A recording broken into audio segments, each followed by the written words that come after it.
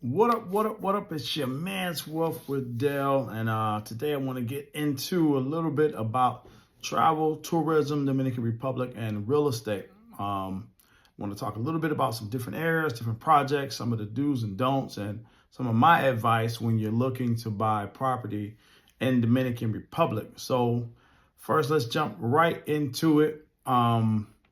Punta Cana is clearly the known city, right? It's the big dog of the Dominican Republic. They share a majority of the tourists come into Punta Cana. They have various beautiful resorts and beaches, and now they have a lot of development for residential housing. I love the push towards developing a downtown area, so more people have more options than to just go on the resorts and beaches.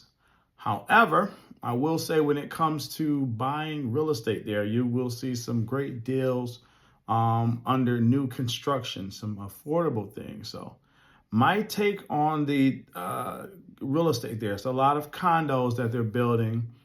You don't see a bunch of homes or villas, as we call them here, and being built. You see a lot of condos, which are in some pretty cool communities, right? So check out some of these communities that they're developing there in Vista Cana. They have a bunch of developments in there, some really cool stuff. I think my take on it is these places are great for a second home or even a retirement house. I have some doubts when it comes to buying something like this as an investment tool. So some of my reasoning behind that is because they are developing a lot. And you have to ask yourself if there's enough demand to support all the building they're doing. I stayed in Punta Cana a few months ago. It was a 2-bedroom, brand new condo that was pretty much empty. The whole complex was pretty empty, and they rented for like $36 a night. It was nice, 2-bedroom, brand new.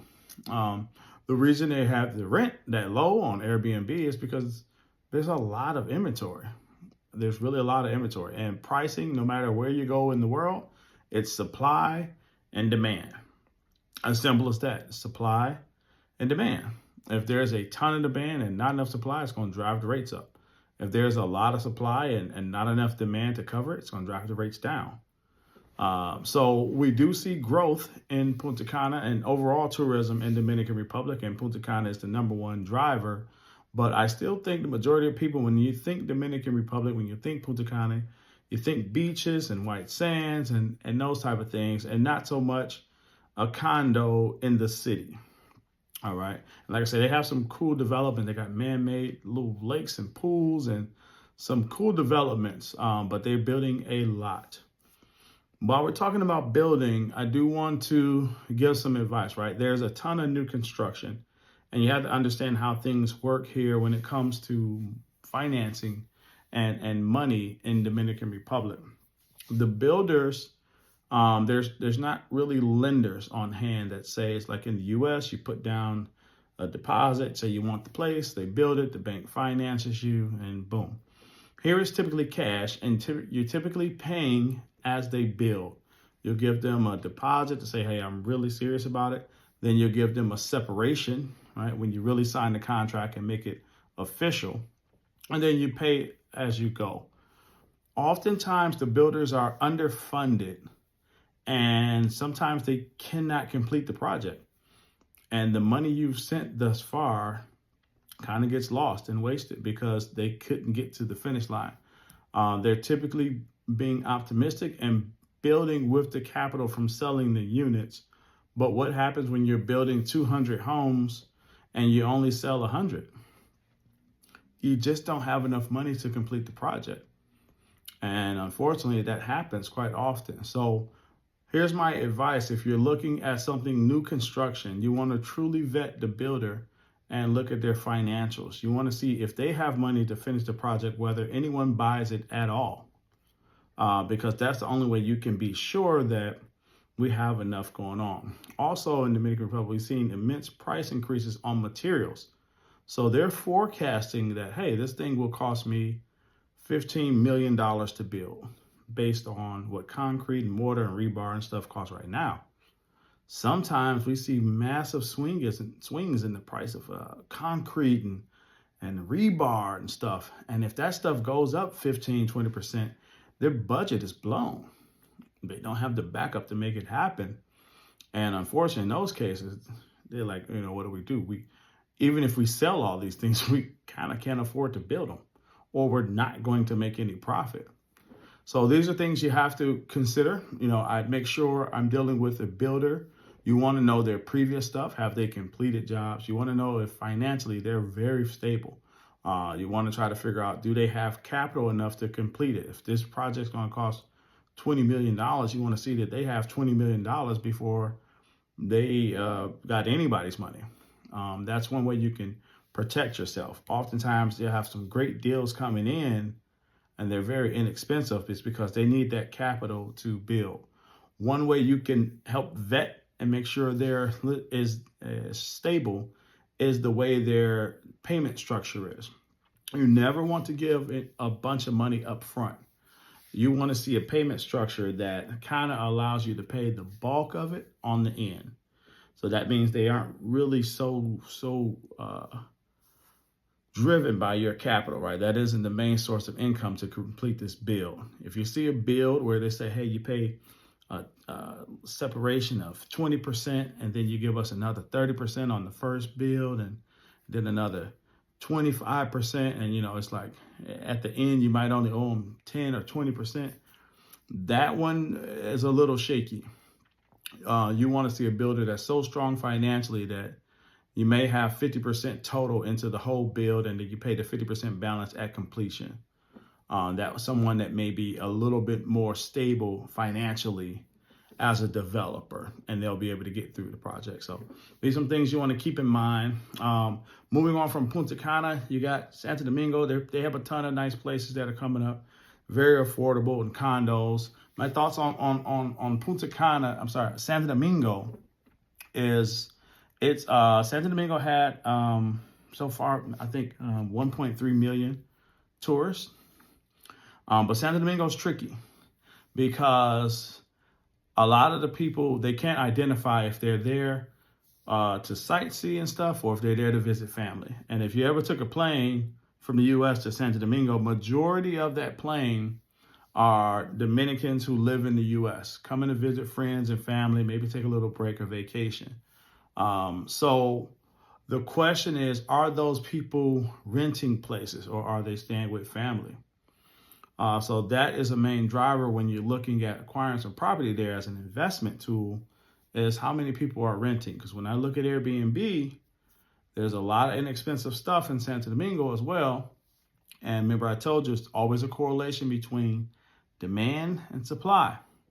If you see it inexpensive, it's because there's just not enough demand. So these places, just like Punta Cana, I say buy this place for yourself. If it pays for itself, great. However, don't buy it as an investment to say, hey, I'm going to invest there and make money. Look at it like it's a second home. It's a place I can come. I love the country. I love the culture. I love the food and the people. And I'll be able to try to make some money to help me pay for it. Same thing I look at for Santo Domingo. I don't look at it as here's a market I can invest in, rent out, because of great cash flow. Because I think the majority of tourists, and it's here because it's hard because the statistics, they only can tell you who's coming in the country. They don't know, who they're coming for, or if they're visiting family and stuff like that. But you can clearly see on the planes, majority of those planes are Dominicans coming to see their family and friends and loved ones. So we just don't know if the demand is really there to be like, this is a great investment spot, a great investment tool. Then you have your other places. Punta Cana, SD, Santiago. I see people more so fall in love with Santiago because they love that city. I don't get a ton of people reaching out to me about investment. Then you have the North Coast. The North Coast is full of Americans and Canadians and expats and visitors. So that I see is a pretty stable rental market. I don't see as many people there that are just coming home to see friends and family. And you have to look at the differences, because Santo Domingo has millions of people. Puerto Plata, Punta Cana, Puerto Plata, Sosúa, Cabarete. That area has much less, maybe 200,000 total versus millions in Santo Domingo. And that's just Santo Domingo. That's not Oeste or Este. It's just Santo Domingo. Once you start to spread out, I think there's upwards of 7 million people that live in that region. So looking at the differences in the areas and the investments, just be wise. Be cautious with developers. A lot of things start and don't finish. We don't want anybody to lose any money. You want to work with the proper attorneys. That's another thing where people get caught up with the incorrect attorneys. Things aren't vetted properly. And look at their payment plans. That's one of the easiest ways to figure out if they're financially solvent. How do they want these payments paid? Do they want a big chunk up front? Most likely that's not a protection thing for them.